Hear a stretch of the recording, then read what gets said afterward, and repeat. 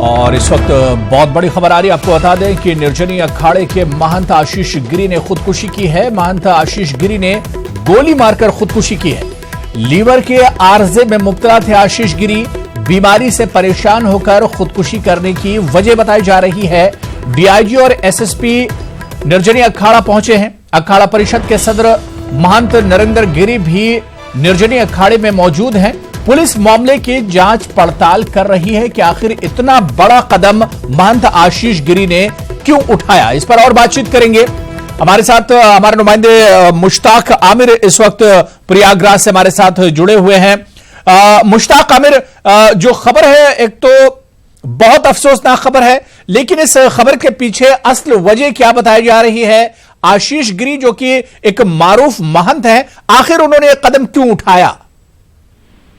अबू हुरैरा, सबसे पहले मैं ये बता दूं कि महंत आशीष गिरी का जो निरंजनी अखाड़ा है वो अखाड़ा परिषद के 13 अखाड़ों में से एक अहम अखाड़ा माना जाता है और ये जूना अखाड़े से मुंसलिक है। और जूना अखाड़ा वो अखाड़ा है जिसमें नागा साधु और नागा बाबाओं का जो है वो उस पर गलबा है, तो ये बहुत अहम अखाड़ा माना जाता है। और इसी के महंत निरंजनी अखाड़े के आशीष गिरी उन्होंने खुदकुशी कर ली है। और ये माना जा रहा है कि खुदकुशी की जो वजह है वो बीमारी है। बहुत अरसे से वो लीवर के आर्जे में मुब्तला थे, लीवर की परेशानी थी और काफी दिनों से उनका इलाज चल रहा था, तो वो डिप्रेशन में भी रहा करते थे और इस वजह से उन्होंने खुदकुशी कर ली है, ऐसा अखाड़े के लोगों को बताना है। लेकिन उसके पीछे अभी क्या वजह रही है खुदकुशी की, ये पुलिस ने अभी बहुत ज्यादा क्लियर नहीं की है कि खुदकुशी कोई वजह रही है या इसके पीछे कोई और कॉज हो सकता है, कोई और वजह हो सकती है। तो इस वक्त निरंजनी अखाड़े में पुलिस के आला अफसरान मौजूद हैं, डीआईजी मौजूद हैं, एसएसपी मौजूद हैं और एसपी सिटी मौजूद हैं और इलाके के सीओ मौजूद हैं। तो पूरा पुलिस का जो अमला है वो निरंजनी अखाड़े मौजूद है और आशीष गिरी की जो खुदकुशी है, जो उन्होंने आत्महत्या की है, उसकी वजहों की जांच कर रहा है। इस वक्त वहां पर अखाड़ा परिषद के सदर महंत नरेंद्र गिरी भी वहां मौजूद हैं और खुद उन्होंने कहा कि हम लोगों के लिए बहुत शॉकिंग है, बहुत ये हैरत की बात है कि आशीष गिरी ने ये कदम उठाया है आत्महत्या का। उन्होंने कहा कि आशीष गिरी जो थे वो बहुत जिंदादिल इंसान थे और इस तरह से वो उन्होंने आत्महत्या कर लेंगे ये किसी को उम्मीद नहीं थी। तो इस तरह से उन्होंने अखाड़ा परिषद की तरफ से शोक भी जाहिर किया, अफसोस भी जाहिर किया है। लेकिन उन्होंने खुद कहा है कि आशीष गिरी के जो कत्ल आत्महत्या का जो मामला है उसके पीछे की वजह वो सामने आनी चाहिए। तो फिलहाल अभी पुलिस जो है इनिशियली जो जांच होती है वो जांच में जुटी हुई है कि इस खुदकुशी की वजह क्या हो सकती है जो इन्होंने उठाया है। बिल्कुल मुश्ताक आमिर, एक चीज जानना आपसे चाहेंगे कि कितने बजे की ये वारदात है, कितनी देर पहले की पूरी ये वारदात है? ये भी मिस्टीरियस है अबू हुरैरा। ये खबर जो पता चली है वो 11 बजे के आसपास पता चली है। अब ये अभी ये बता पाना मुश्किल है, पुलिस के लिए भी बता पाना मुश्किल है कि ये जो उन्होंने खुदकुशी की है तो उसका सही वक्त वो उस वक्त क्या था, उस वक्त से टाइम क्या था।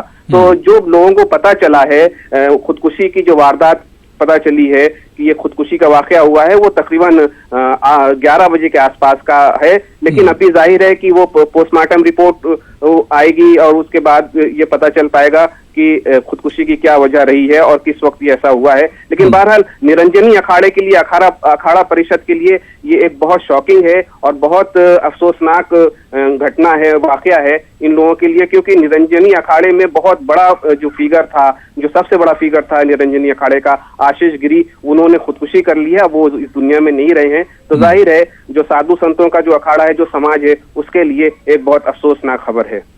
बिल्कुल मुश्ताक आमिर, मेरा एक आखिरी सवाल, क्या इंतजामिया, जैसा कि आपने बताया कि मौके वारदात पर डीआईजी और एसएसपी भी पहुंचे हुए हैं, क्या इस लाश को उन्होंने अपने कब्जे में ले लिया है? अब पोस्टमार्टम कराया जाएगा, उसके बाद क्या कुछ इंतजामिया का कहना है कि कुछ चीजें निकल कर सामने आएंगी, जिस तरह से पोस्टमार्टम होगा इसकी आगे जांच होगी?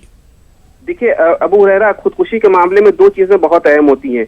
एक तो कोई सुसाइड नोट मिलता है जिस पर खुदकुशी करने वाला जो है खुदकुशी की वजह बताता है कि वो अपनी जान क्यों दे रहा है। कोई सुसाइड नोट अभी बरामद होने की कोई इत्तला नहीं है, पुलिस ने ऐसी कोई जानकारी नहीं दी है।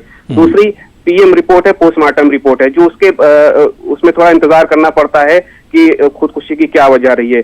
तो आशीष गिरी ने कोई सुसाइड नोट नहीं लिखा अपनी जान लेने से पहले, खुदकुशी करने से पहले। अगर कोई किसी तरह का कोई सुसाइड नोट मिल जाता है तो एक बहुत बड़ी जो गुत्थी है, बहुत बड़ा जो उकदा है वो सुलझ जाएगा। तो इस तरह से अभी हमें इंतजार करना पड़ेगा पीएम रिपोर्ट का। लेकिन बहरहाल इसके पीछे खुदकुशी कोई वजह है या कोई और वजह है, ये जानने के लिए पीएम रिपोर्ट का भी इंतजार करना पड़ेगा। पुलिस की जांच की जो कोई हतमी शक्ल होगी, पुलिस का क्या वर्जन होता है, उसका भी हमें इंतजार करना पड़ेगा। उम्मीद है कि शाम तक पुलिस की जो इनिशियली रिपोर्ट जो होती है उस पर कोई बयान आ जाएगा। मुश्ताक, बहुत बहुत शुक्रिया, आप नजर बना रखे, बहुत बहुत शुक्रिया हमारे साथ जुड़ने के लिए, इस खबर पर बातचीत करने के लिए। तो निरंजनी अखाड़े के महंत आशीष गिरी ने खुदकुशी की है। महंत आशीष गिरी ने गोली मारकर खुदकुशी की और बताया जा रहा है कि वो लीवर के आर्जे में मुब्तला थे और अपनी बीमारी से परेशान होकर उन्होंने ये इंतहाई कदम एक तरह से उठाने पर वो मजबूर हुए। हालांकि इंतजामिया और पुलिस वो जांच पड़ताल में जुटी हुई है और तमाम जावियों से वो इस खुदकुशी की एक तरह से जांच पड़ताल करेगी और उसी के बाद एक तरह से तस्वीर साफ हो पाएगी। उत्तर प्रदेश के जिला उन्नाव में किसानों का गुस्सा फूट पड़ा है। किसानों ने सब स्टेशन के पास प्लांट के पाइपलाइनों को आग के हवाले कर दिया। इस भयानक आतिशबाजी की वजह से जिला इंतजामिया भी अलर्ट पर है। वाज़ेह है कि ट्रांस सिटी एरिया के करीब 1 किलोमीटर के दायरे में है। आपको बता दें कि कल उन्नाव में गांव वालों और पुलिस के दरमियान झड़प हो गई थी, जिसमें 5 पुलिस एहलकार जख्मी हुए थे, जबकि कई गाड़ियों को भी नुकसान पहुंचा था। किसान लगातार मुआवजे को लेकर एहतजाज कर रहे थे, जिसके बाद इनकी पुलिस एहलकारों से कल झड़प हुई थी और आज उन्होंने यह बड़ा कदम उठाते हुए प्लांट में आग लगा दी।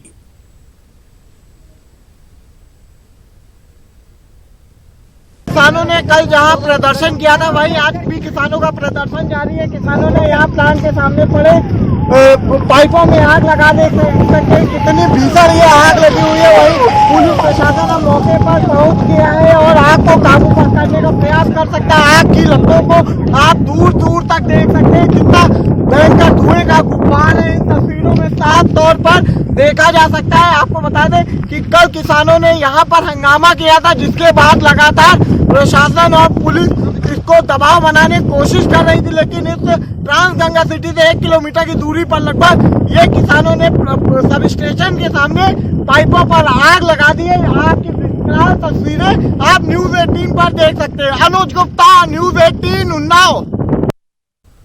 तो उधर किसानों के मसले पर प्रियंका गांधी ने ट्वीट किया है। प्रियंका गांधी ने अपने ट्वीट में लिखा है कि यूपी में किसानों की सिर्फ तौहीन हो रही है, पुलिस ने मुआवजा मांग रहे किसानों पर लाठीचार्ज किया। प्रियंका के ट्वीट के बाद कांग्रेस भी इस मामले में हरकत में आ गई है।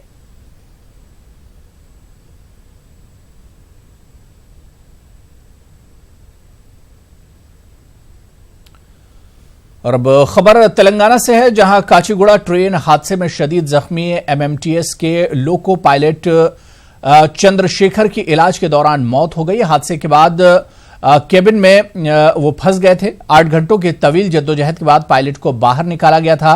इन्फेक्शन के बाद 2 दिन कबल लोको पायलट का एक पैर काटा गया था। कल रात इलाज के दौरान लोको पायलट चंद्रशेखर की मौत हो गई। डॉक्टर्स ने बताया कि कल रात दिल का दौरा पड़ने से चंद्रशेखर की मौत हो गई।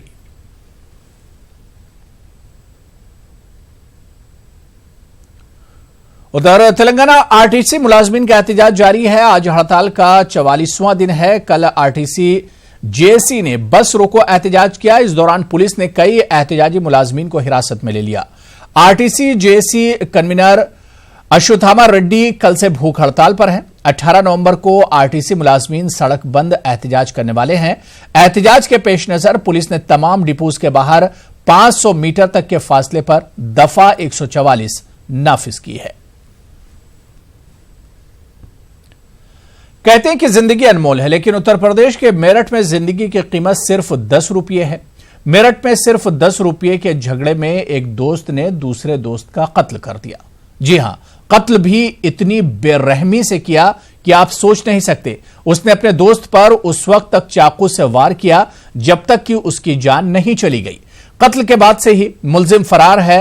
कत्ल की सनसनीखेज वारदात से इलाके में कोहराम मच गया है। पुलिस फिलहाल मुलजिम की तलाश कर रही है। नाम का लड़का है, उसका विवाद कलवे से हुआ था कुछ पैसों को लेकर। उसके 50 रुपए थे, वो काम करने गया था, कलवे के साथ काम करने गया था। तो 50 रुपए में कुछ काम हुआ होगा उसका, कुछ पहले पैसे देते होंगे, तो 40 रुपए दे देते, 10 देने थे उसे कलवे को। तो उस 10 रुपए के ऊपर विवाद हुआ था उनका। फिर क्या हुआ, आपस में इनका विवाद बढ़ गया। वो बंटी जी नाम का जो लड़का था आरोपी, वो चाकू लेकर आ गया, उसने परवीन का मार दिया। चलिए एक और अहम खबर की तरफ बढ़ेंगे। अयोध्या में बाबरी मस्जिद राम मंदिर मुतनाज़ा अराज़ी मिल्कियत मामले में सुप्रीम कोर्ट के फैसले के बाद आगे की हिकमत अमली तय करने के लिए all India Muslim personal law board की मीटिंग आज लखनऊ में चल रही है। All India Muslim personal law board की मीटिंग दारुल उलूम नदवतुल उलमा में सुबह 11 बजे से मुनक्किद होने वाली थी, लेकिन अचानक मीटिंग की जगह को तब्दील कर दिया गया। अब यह मीटिंग नदवे के बजाय लखनऊ के मुमताज कॉलेज में मुनक्किद हुई है, जहां पर यह मीटिंग चल रही है। अचानक जगह की तब्दीली की अभी कोई साफ वजह नहीं पता चली है।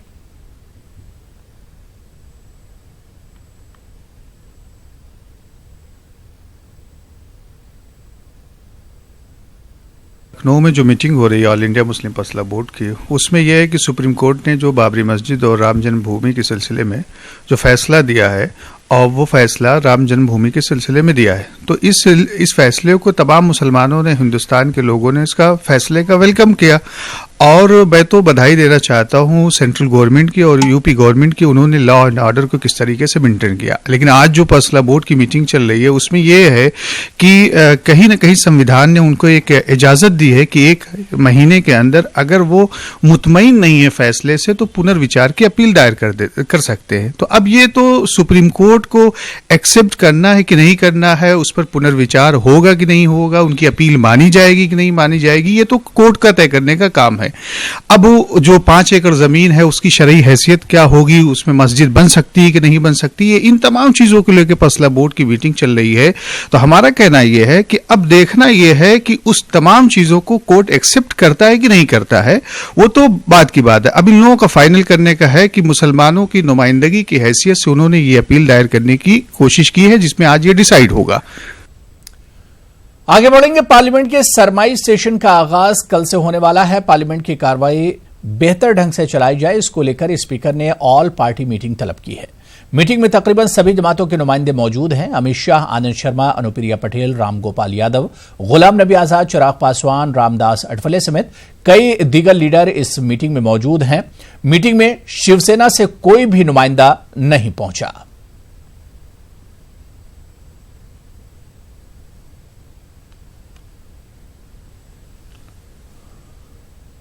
खबर बिहार से, जहां पटना के एनएमसीएच में डॉक्टरों की हड़ताल जारी है। दरअसल एक मरीज की मौत के बाद अहले खाना ने डॉक्टरों की पिटाई कर दी, जिसके खिलाफ जूनियर डॉक्टर हड़ताल पर चले गए। जूनियर डॉक्टरों की हड़ताल से मरीजों का बुरा हाल है। अस्पताल में सेहत खिदमात मुअत्तल हैं। पूरे मामले पर अस्पताल इंतजामिया खामोश तमाशाई बना हुआ है।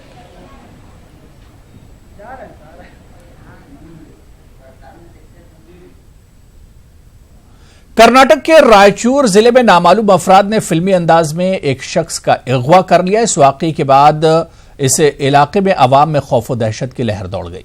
जिला एसपी डॉक्टर वेदमूर्ति ने बताया कि इलाके में एक कार के जरिए 4 नामालूम अफराद ने एक शख्स का अगवा कर लिया। उन्होंने बताया कि नंबर प्लेट से जाहिर होता है कि कार का ताल्लुक महाराष्ट्र से है। इस पूरी वारदात की तस्वीर सीसीटीवी कैमरे में भी कैद हुई है। वो तस्वीर भी हम आपको इस वक्त टीवी स्क्रीन पर दिखा रहे हैं। एसपी ने अंदाजा लगाया कि पैसों के लेन देन को लेकर यह मामला पेश आया है।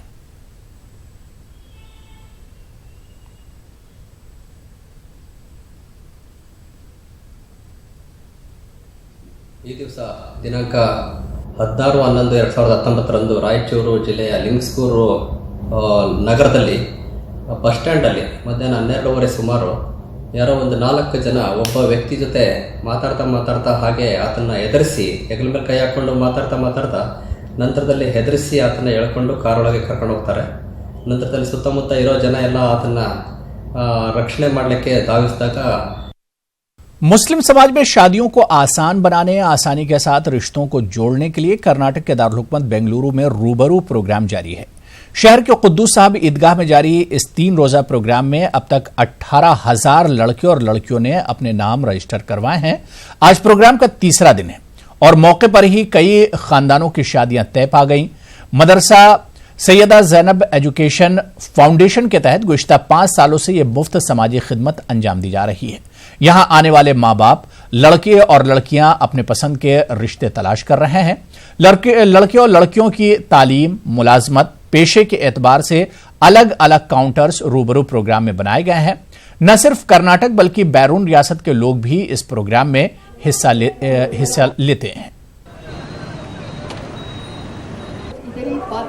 हम आरटी नगर से आए थे, हमारे लड़के के लिए आए थे। अल्हम्दुलिल्लाह हमारा रिश्ता तय हो गया। नवासी के लिए रिश्ते के लिए आए थे। यहाँ जी सबके लड़के के साथ हमारा नवासी का तय होगा। ईदगाह में जब बेहतरीन प्रोग्राम चल रहा है और मैं 2 दिन से मुसलसल यहाँ पर बैठ के देख रहा हूँ, इंशाअल्लाह ये कर्नाटक के जो कैपिटल मुकाम में हो रहा है, ये हिंदुस्तान में हर जगह, हर एक तालुका, हर एक जिले में होना चाहिए, ताकि बच्चों के रिश्ते ताबड़तोब सिलेक्शन हो रहे हैं, ताबड़तोब वहाँ काउंसलिंग हो रही, उन्होंने अपने जगह जाके रिश्ते तय कर ले के शादी कर ले रहे। कई साल से सुन रहा था भाई, रूबरू एक बेंगलोर में बड़ा अच्छा प्रोग्राम होता है जहाँ लोग एक प्लेटफॉर्म पे मिलते हैं और रिश्ते तय होते हैं, मिलने के एक रूबरू होते हैं एक दूसरे के।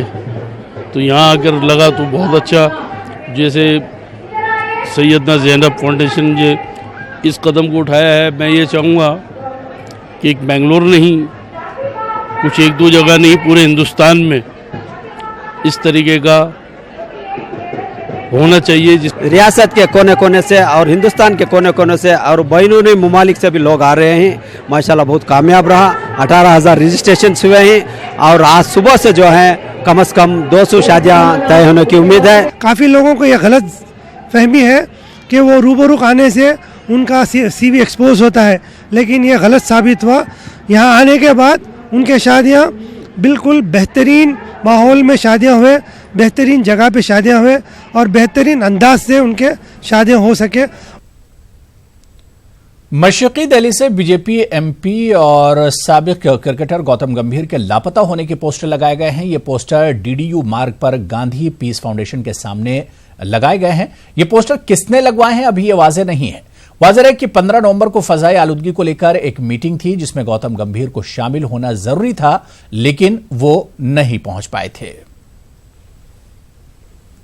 पूर्वी दिल्ली से बीजेपी के सांसद गौतम गंभीर के लापता होने के पोस्टर लगे हुए हैं। इस वक्त मैं मौजूद हूं दीनदयाल उपाध्याय मार्ग पर गांधी पीस फाउंडेशन के सामने।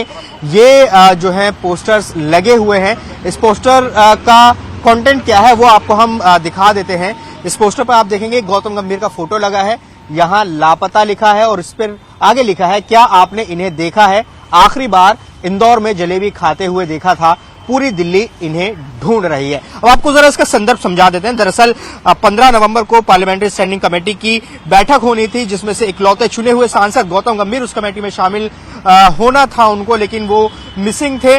वो उस रोज थे इंदौर में और उनकी एक तस्वीर सामने आई थी जलेबी और पोहा खाते हुए, और उसके बाद अब ये पोस्टर सामने आ गए हैं। जाहिर तौर पर ये जो पोस्टर है सियासी है और ये एक तरह से हमला गौतम गंभीर पर किया गया है क्योंकि वो लगातार पोल्यूशन को लेकर मुद्दा उठाते रहे। लेकिन आम आदमी पार्टी मुद्दा उठाती रही है कि गौतम गंभीर इतने क्रूशियल मौके पर, इतने महत्वपूर्ण मौके पर, मीटिंग के मौके पर वो उसमें गैर मौजूद थे और अब ये पोस्टर सामने आए, लिहाजा इस पर सियासत शुरू हो गई है। कैमरा पर्सन विमल के साथ जावेद मंसूरी, न्यूज 18 इंडिया, दिल्ली। आज मुल्क के 46वें chief justice Ranjan Gogoi retire होंगे। जुमे को उनका आखिरी वर्किंग डे था। गोगोई ने 3 अक्टूबर 2018 में चीफ जस्टिस ऑफ इंडिया का ओहदा संभाला था। उन्होंने अपने मुद्दतेकार में कुछ तारीखी फैसले भी किए, जिसमें सबरीमाला मंदिर का मामला और अयोध्या में राम मंदिर बाबरी मस्जिद के हवाले से फैसला काबिल जिक्र है। अयोध्या की सुनवाई के दौरान रंजन गोगोई की सिक्योरिटी को Z+ कर दिया गया था। रंजन गोगोई आसाम के रहने वाले हैं और रिटायरमेंट के बाद आसाम में ही रहेंगे। इनके घर के आसपास सिक्योरिटी के सख्त बंदोबस्त किए गए हैं। रिटायरमेंट के बाद भी गोगोई को Z+ सिक्योरिटी मुहैया रहेगी। तो अपने रिटायरमेंट से पहले रंजन गोगोई ने कई तारीखी फैसले किए हैं। आइए एक नजर डालते हैं कि वो कौन से फैसले हैं जिसके दौरान दूररस असरात मुरत्तब होंगे।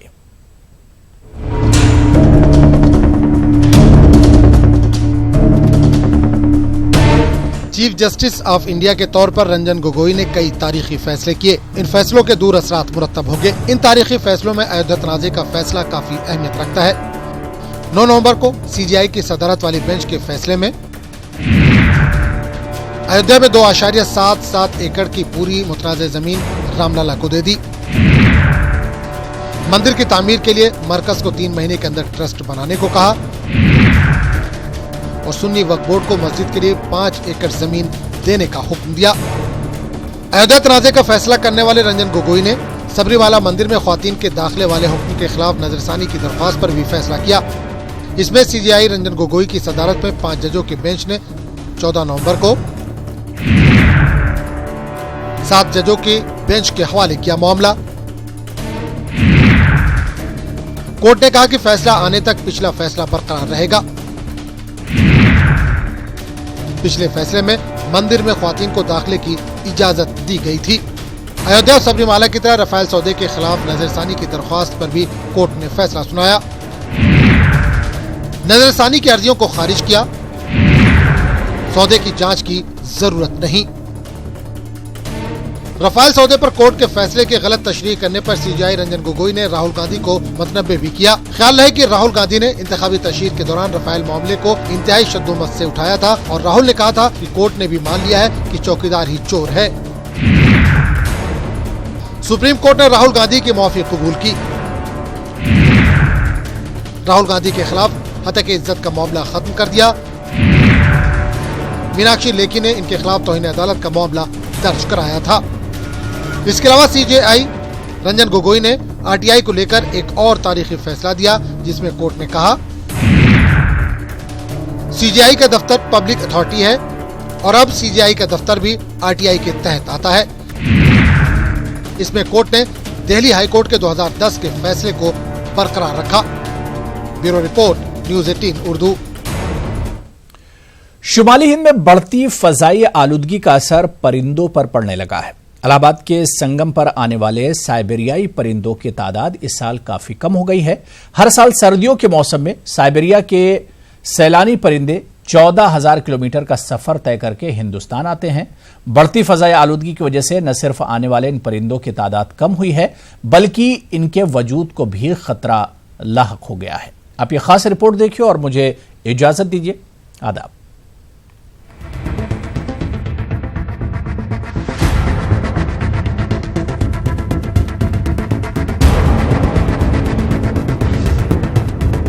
इस वक्त पूरे शुमाली हिंद में सख्त फजाई आलूदगी छाई हुई है।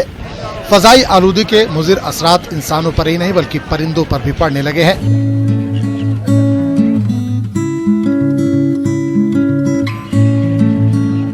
इलाहाबाद के संगम पर आने वाले साइबेरिया के सैलानी परिंदों की तादाद इस साल बहुत कम हुई है।